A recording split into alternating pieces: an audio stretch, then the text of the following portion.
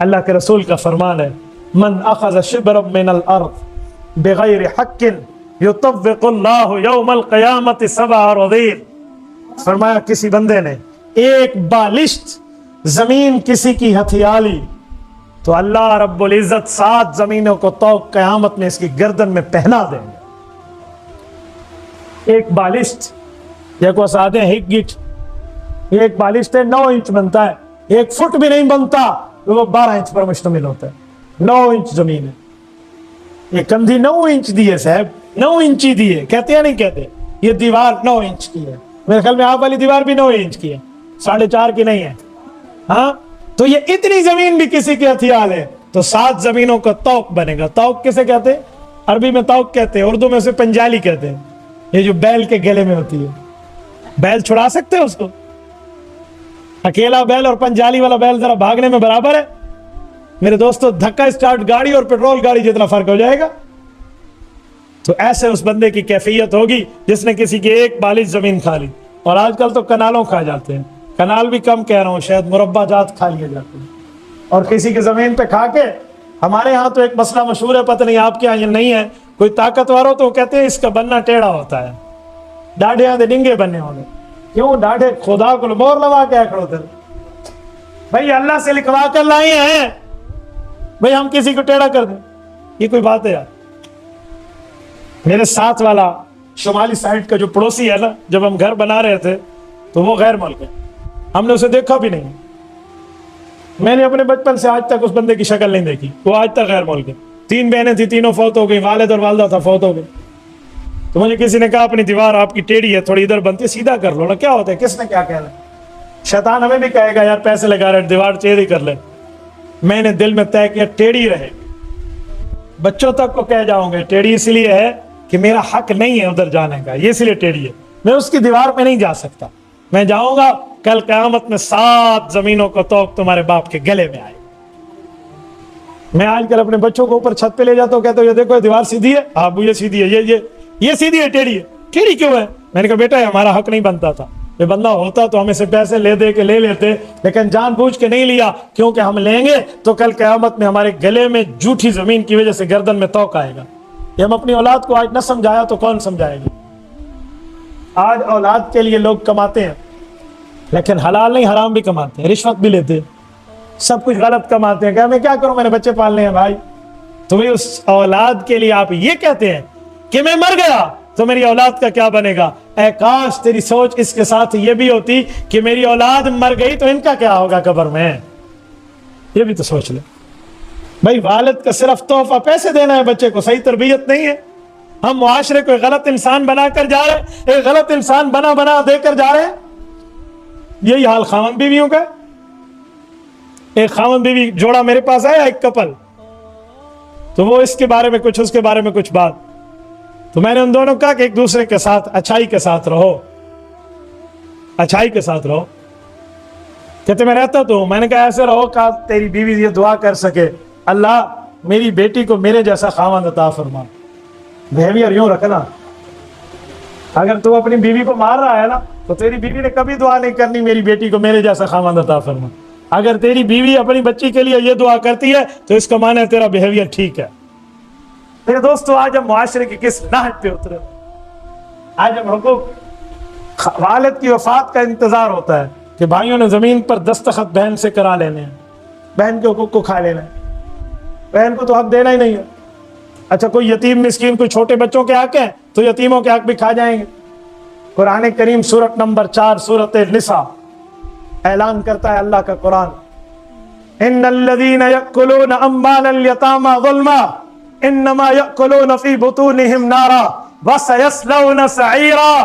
کہ لوگوں جو یتیموں کا مال ناحق کھا جاتے ہیں، یہ مال نہیں کھا رہے، اپنے پیٹ میں جہنم کی آگ کو بھر رہے ہیں.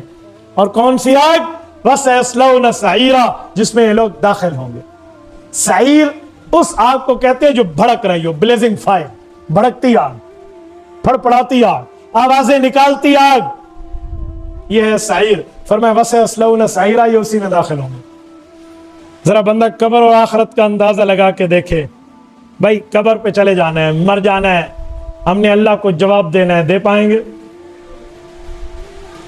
قیامت کا منظر بہت مشکل ہے، بہت مشکل۔ سورۃ حج پڑھیے اور پہلی 1 2 3 آیات پڑھ لیجئے۔ قیامت کا منظر ہے، آپ قبر آخرت کو سامنے رکھ کے اللہ کی قسم دل ہل جاتے ہیں۔ اس کا ترجمہ میں کرتا ہوں آپ کے سامنے، سنیے۔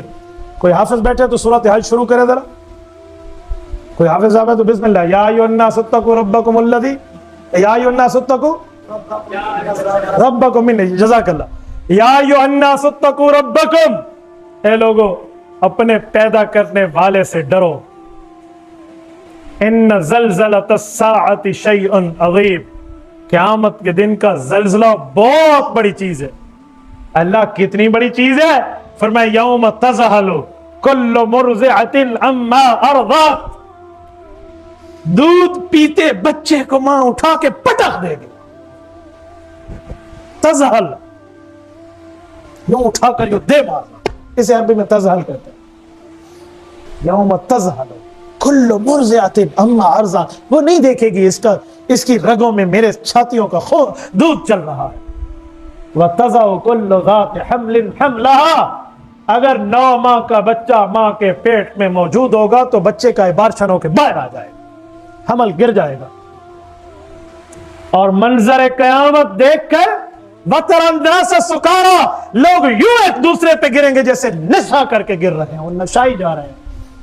وَمَا هُمْ بِسُكَارَىٰ، اللہ کے رسول کو اللہ نے فرمایا میرے پیارے پیغمبر وہ نشہ نہیں ہوگا، وَلَٰكِنَّ عَذَابَ اللَّهِ شَدِيدٌ، یہ اللہ کا سخت ترین عذاب شروع ہو چکا ہوگا۔ یہ میں جنگ اخبار کا صفحہ نہیں پڑھ رہا، میں اخبار جہاں نہیں پڑھ رہا، میں کسی نیوز پیپر میں آپ کے سامنے سرخیاں نہیں پڑھ رہا، یہ میں اللہ کا قرآن پڑھ رہا ہوں جس کی زبر زیر تک پر ہمارا ایمان موجود ہے۔ ماں ماں ماں کسے کہتے ہیں؟ ماں کسے کہتے ہیں؟ نہیں دیکھا ماں کسے کہتے ہیں؟ اپنا نوالا چھوڑ کے بچے کے منہ میں دیتی ہے وہ ماں ہے۔ اور آج تک پیار میں باپ کا پیار کم، ممتا زیادہ بیان کی جاتی ہے کہ ماں کی ممتا ہے بھائی، تو بھائی وہ ماں کا قیامت میں بچے کو اٹھا کے پٹک دے بھائی اس کو جو ہو میرا میں بچ جاؤ، کیا حال ہوگا؟ کیا حال ہوگا؟ ماں زندہ زندہ مر چکی ہوگی۔ میں نے ایک خاتون کو دیکھا ہے، میں کراچی میں تھا، کراچی میں کینجر جھیل ہے ٹھٹھا میں، جو گیا وہ جانتا ہے کہ وہاں پر مگرمچھ کتنے ہوتے ہیں۔ یہ میں 2004 کی بات کر رہا ہوں، آج سے تقریباً کوئی 18 سال پہلے کی بات کر رہا ہوں۔ وہاں الیکٹرانک بوٹ چلتی ہے کلومیٹر تک، اتنی بڑی جھیل شاید پاکستان میں اس سے بڑی جھیل نہیں ہے، جس کا دوسرا کنارہ بہت مشکل نظر آتا ہے، تو وہاں پر چلنا ہی پڑتا ہے، اگر رک جائیں تو سارے وہ مگرمچھ اکٹھے ہو جاتے ہیں۔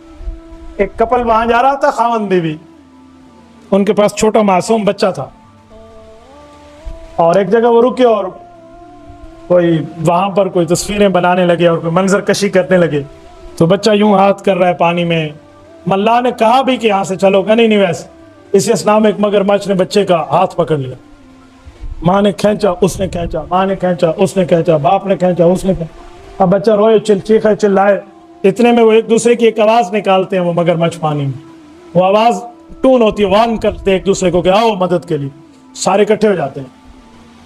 تو اس ملا نے کہا کہ اب اس کو چھوڑنا پڑے گا۔ انہوں نے کہا ہم اپنی اولاد کو چھوڑ دیں، انہوں نے کہا پھر تو بھی چھلانگ لگا دے۔ انہوں نے کہا میں نے اپنی جان بچانی ہے، تو نہیں چھوڑے گی، ابھی ہمارا مشاہدہ ہے، ہمیں تجربہ ہے، سارے مگرمچھ اکٹھے ہو جائیں گے، کشتی کھا جائے گی۔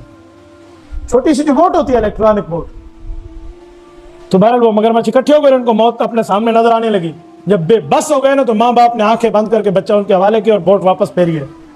وہ جو الیکٹرانک تیز بوٹ ہوتی ہے، آپ مجھے بتائیں جب ماں کنارے پر آئی تھی وہ زندہ نہیں بچی تھی، وہ زندہ مر چکی تھی، اس کے اندر کی ممتا قتل ہو چکی تھی۔ اس ماں نے اپنے بچے کو یوں پھینکا ہے، جو اپنے ہاتھوں سے اپنے بچے کو موت کے شکار میں دے کر آئی ہے۔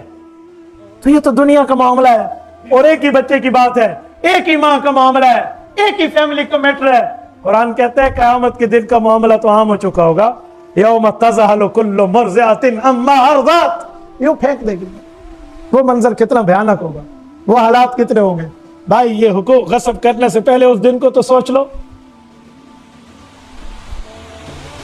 آج 2021 ہے، آج سے 100 سال بعد یہاں وہ نسل بیٹھی ہوگی جو کہے گی ہم یہاں کے مالک ہیں، آج ہماری ملکیتیں انہیں یاد ہی نہیں ہوگی کہ یہاں پر کوئی اکڑ کے چلنے والا بھی تھا. ذرا کوئی اٹھے اور اپنے دادے سے آگے 4 دادوں کے نام مجھے بتائے نا, ذرا 150-200 سال پیچھے جاتے ہیں. ہمیں پتہ ہی نہیں ہمارے باپ دادوں, ہمارے دادے پردادے لکڑ دادے کی شکل کیسی تھی, اور وہ اپنے زمین کے لیے کتنا لڑا تھا, وہ اپنے مال کے لیے کتنا آگے ہوا تھا. اور آج ہم سمجھتے جی سب کچھ ہم ہیں, جیسے لکھوا کے لائے ہوں ہمیشہ زندہ رہنا ہے. بھائی موت یاد ہو جائے نا, یہ حقوق سارے سیٹ ہو جائیں گے, یہ معاملات سارے ٹھیک ہو جائیں گے. سیدنا عمر فاروق رضی اللہ عنہ جب خلیفہ حکمران وقت بنے اور سلطنت کی امارت ان کے ہاتھ میں آئی, تو صحابہ اور اہل بیت اعظام کو جمع فرمایا اور ان سے مشورہ کیا کہ مجھے مشورہ دو, میں ایسا کوئی جملہ اپنے سامنے لکھوا لوں یا اپنی انگوٹھی میں کندہ کروا لوں کہ جسے میں دیکھوں گا تو مجھ سے ناانصافی نہ ہو, میں کبھی حالات سے مغلوب بھی ہو جاؤں تو بھی عدل کروں, تو مجھے کچھ دو. تو ان سب نے کہا کہ امیر المؤمنین ایک ہی لفظ لکھوا لیں, عمر موت بھی آنی ہے. حضرت عمر نے لکھوایا کفا بالموت واعظا, اے عمر موت سے بڑھ کر کوئی تجھے نصیحت پکڑنے والی چیز نہیں ملے گی. اللہ کے رسول نے اعلان فرمایا اذکروا ہاضم اللذات, کہ لوگوں لذتوں کو کاٹنے والی موت کو یاد کیا کریں. خدا کی قسم بری لذتیں ختم ہو جاتی ہیں, لیکن ہم کرے تو صحیح نا. خالی حقوق دینے لینے کی بات نہیں ہے. ابھی تیری ماں ہے, ہاں چاچا معافی ہے معافی ہے, کل ٹھیک بولوں گا, ابو معافی ہے معافی ہے, کل پھر خرابی. اچھا سسر صاحب غلطی ہو گئی, بیوی کو مارا, کل نہیں ماروں گا, کل حقوق دوں گا, جی معافی معافی آپ لوٹا دے, اجی آ گئی, کل پھر معاملہ. اچھا آج فلم دیکھی ہے, پھر نہیں دیکھوں گا, اچھا معافی, کل پھر آج بد نظری کہی ہے, اچھا کل نہیں کروں گا, کل پھر. وجہ ہمیں موت بھول گئی ہے. موت یاد ہو جائے تو سب کو یاد ہو جائے. ایک دو بندہ موت کو یاد کر لے. اور یہ کیسے بندہ ٹھیک ہوگا؟ میں آپ کو ایک جملہ سمجھاتا ہوں. 24 گھنٹے میں 5 منٹ نکالیں, 23 گھنٹے 55 منٹ آپ کے, صرف جسٹ فار 5 منٹس اونلی, صرف 5 منٹ نکالیے جس میں آپ کے ساتھ موبائل نہیں ہونا چاہیے, پاس آپ کے موبائل نہ ہو, کوئی دوست نہ ہو, کوئی رشتہ دار نہ ہو, کوئی ادھر ادھر میں کوئی زیرو دوسرا انسان نہ ہو. آپ تنہا بیٹھے ہوں, کسی جگہ جا کے بیٹھے, اور 5 منٹ یا تو اللہ کے سامنے رو کر اللہ سے مانگے, اور یا سفید چادر اپنے اوپر ڈال کے سمجھے کہ میں مر گیا اور میرے اوپر کفن آ گیا, اب مجھے غسل کرا کے قبر میں لے جایا جا رہا ہے, اب قبر بند کر رہے ہیں, اب میرے بندے چلے گئے, اب میں اکیلا ہوں, اب رب کے فرشتوں کو جواب دینا شروع کروں. یہ 5 منٹ ڈیلی کی کیفیت بنائے, آپ کی ترتیب بدل نہ جائے دین کی طرف, تو پھر کیا یہ کیفیت نہیں بنتی. تو آپ پلاسٹک کا لیا ہوا بچھو لیجیے, پلاسٹک کا بنا ہوا سانپ لیجیے, تنہائی میں اس کو اپنے بازو پہ رکھیے, تنہائی میں اس کو اپنی گردن میں اس بچھو پلاسٹک والے کو رکھیے, اور سوچئے یہ زندہ ہے اور یہ مجھے ڈنگ مار سکتا ہے, میں نے یہ گالی دی تھی اس کا جواب یہ ہے, میں نے اس کا حق کھایا تھا اس کا بدلہ یہ ہے, میں نے اس کے ساتھ ظلم کیا تھا میری سزا یہ ہے, میں نے یہ جرم کیا تھا اس کا بدلہ یہ ہے. خدا کی قسم کیفیت بدل جائے گی. ہم ریہرسل بھی نہیں کرتے. قبر پہ جانے کی ریہرسل تو شروع کیجئے, اللہ کی قسم یہ گناہوں سے بندے کو پرہیز مل جائے گی. یہ ریہرسل ہم نہیں کرتے. یہاں پہ بس نہ بنی ہے نا, میں آخری غذا دے رہا ہوں, ہائی پوٹینسی کی دوائی دے رہا ہوں. ماچس لیجئے, اس کی تیلی کو جلائیے اور اپنے یوں تلی کے نیچے لائیے, اور اس کی تپش کو برداشت کرنا سیکھیے. ذرا گھڑی پہ دیکھ کے 10 سیکنڈ آپ برداشت کر سکتے ہیں, شاید میں سخاوت کر گیا ہوں, آپ 5 سیکنڈ برداشت کر سکتے ہیں, اور پھر دیکھیے یہ 3000 گنا کم آگ ہے جہنم کی آگ سے, اور مجھ سے یہ برداشت نہیں ہوتی. مجھے زنا اور گناہ کی بدلے میں جو جہنم کی آگ ہوگی وہاں کیا کروں گا؟ ٹھیک ہو جائے گا وہاں. شیطان اندر کا گھسا ہوا, خناس اندر کا چھپا ہوا نکل جائے گا. لیکن ہم نکالنے والے بنے تو, ہم کرنے والے بنے تو کیا معاملات ہے. کون کہتے ہیں بندہ ٹھیک نہیں ہو سکتا؟ بھائی کون کہتا نہیں ہو سکتا؟ میں نے ایک دوست کو یہ بات سمجھائی, 1-2 دن بعد میرے پاس ہے, مجھے کہتے ہیں استاد جی صبح سے میری جان کہاں پر گئی. میں نے رات دیکھا کہ بچھو ایک بکس میں بند ہے, اور کوئی کہنے والا کہتا ہے کہ اگر تو نے توبہ نہ کی تو یہ سارے تیرے اوپر چڑھا دیا جائیں گے قبر میں. کہتے میری جان کہاں پر ہے, اللہ کے لیے مجھے کچھ سمجھایا. میں نے کہا یار خوش قسمت ہو, تجھے پہلے بتا دیا گیا, توبہ کر لے, توبہ کر لے. توبہ کر لے اللہ کے سامنے، کیا ہوتا ہے؟ توبہ تو بہت بڑی چیز ہے. اب تائب من الذنب کمن لا ذنب لہ، اللہ کے رسول نے فرمایا جو توبہ کر لے نا پکی، اس نے تو گناہ کیا ہی نہیں ہے، فرشتوں کے رجسٹر سے بھی مٹا دیا جاتا ہے. اور کچھ لوگ اگر گناہوں کی توبہ پر مضبوط رہیں، فَأُولَٰئِكَ يُبَدِّلُ اللَّهُ سَيِّئَاتِهِمْ الْحَسَنَاتِ، ان گناہوں کو بھی توبہ کے اخلاص کے بلبوتے پہ نیکیوں میں کنورٹ کر دیا جائے گا.